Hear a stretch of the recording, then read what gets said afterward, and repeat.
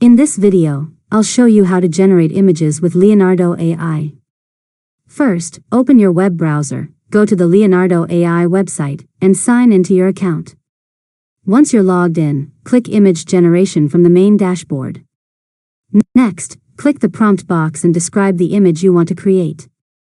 Include details such as the subject, art style, colors, lighting, camera angle, and background. The more specific your prompt is, the better your results are likely to be.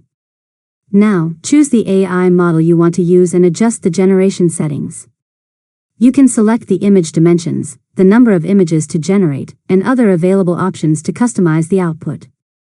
After that, click the Generate button and wait a few moments while Leonardo AI creates your images. When the results appear, review them and choose your favorite.